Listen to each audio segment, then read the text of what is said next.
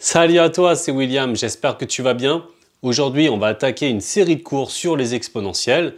Et comme je t'avais promis dans mon ancienne vidéo, on va aborder point par point chacune des propriétés qu'on a vues dans ce cours-là. En effet, si toi, tu n'as pas vu ce cours, je t'invite à faire un stop, à cliquer sur ce lien et tu regardes tranquillement la vidéo de cours. Ça va pas durer très longtemps, c'est une vidéo qui dure de mémoire moins de 7 minutes. Et ensuite, tu reprends le cours de cette vidéo. T'es d'accord avec moi? Et pour les autres, on va voir aujourd'hui comment déterminer les variations d'une fonction avec de l'exponentielle. Et on va prendre pour exemple la fonction f de x égale à e de x sur 1 plus e de x. T'es d'accord avec moi? On va essayer de déterminer les variations de cette fonction, ok? Mais avant, jingle!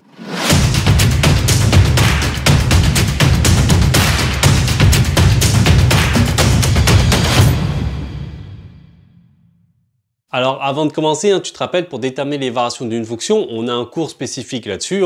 On va essayer de dériver la fonction. Mais avant de dériver, il faut toujours définir ce qu'on appelle l'ensemble des dérivabilités. Ici, on est sur une fonction e divisée par 1 plus e de x. Qu'est-ce que j'ai pas le droit de faire? Je n'ai pas le droit que le dénominateur soit égal à 0, parce que je suis sur une division. Donc du coup, il faut que absolument 1 plus e de x soit différent de 0. Tu es d'accord avec moi? Or, qu'est-ce qu'on remarque? On remarque que la fonction exponentielle, elle est forcément positive. Rappelle-toi, c'est le cours sur les fonctions exponentielles qui nous le dit. La fonction exponentielle est toujours positive. Donc forcément, e de x plus 1, donc une fonction positive plus 1, est forcément positif. Il sera jamais nul. Donc du coup, l'ensemble de définitions df égale à r, et du coup, également df', l'ensemble de dérivabilité, c'est r. Parce que tu te rappelles, l'ensemble des dérivabilités, c'est la même que l'ensemble des définitions, sauf pour la fonction racine carrée. Donc là, j'ai déterminé df', c'est cool. Maintenant, je peux dériver tranquillement. Mais avant, on va faire un peu de place. Donc maintenant, il faut dériver la fonction. Je remarque que c'est sur la même forme que u sur v, avec u qui est égal à e de x et v qui est égal à 1 plus e de x. Donc tu te rappelles, je définis toujours combien vaut u, combien vaut v. Du coup, je détermine u' qui est la dérivée d'exponentielle de x. Rappelle-toi, la dérivée de e de u, c'est u' fois e de u. Ça, c'est le cours qui nous le dit. Donc ici, u est égal à x. La dérivée de x, ça vaut 1. Donc c'est la même chose que 1 fois, et du coup, e de u, e de x. Donc ça fait 1 fois e de x, qui est égal à e de x. Ok? Maintenant, si je dérive v', v' c'est la dérivée de 1 plus e de x. Donc du coup, la dérivée de 1, ça vaut 0, plus la dérivée de 2x, ça vaut e de x. Donc du coup, j'ai 0 plus e de x.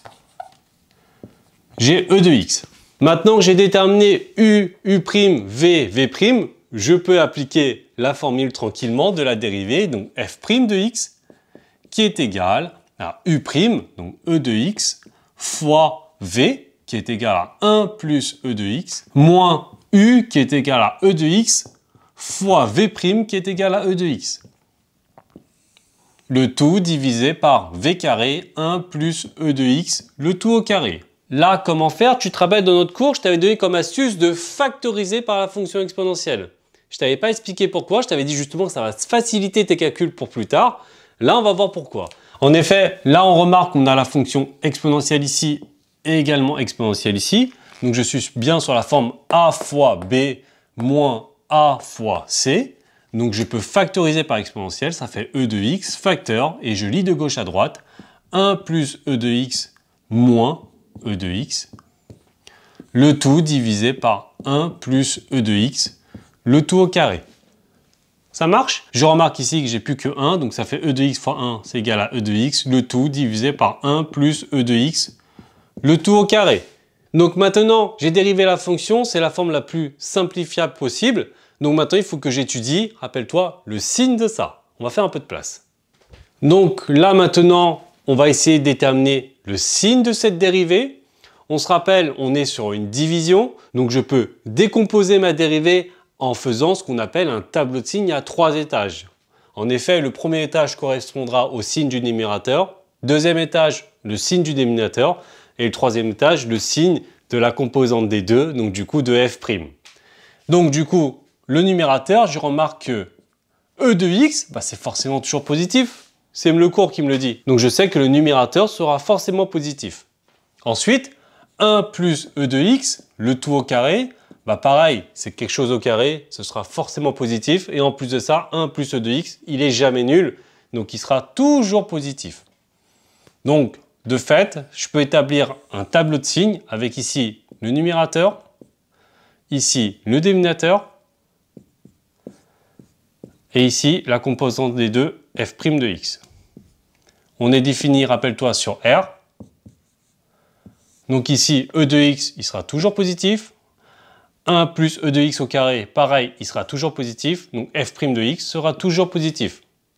Donc les variations de la fonction f, rappelle-toi, f' est positif, donc forcément la fonction f, elle est forcément croissante. C'est très simple, non? Donc voilà, on a déterminé les variations de la fonction f. Tu as vu, c'est de manière très simple. Je dérive, j'étudie le signe de la dérivée.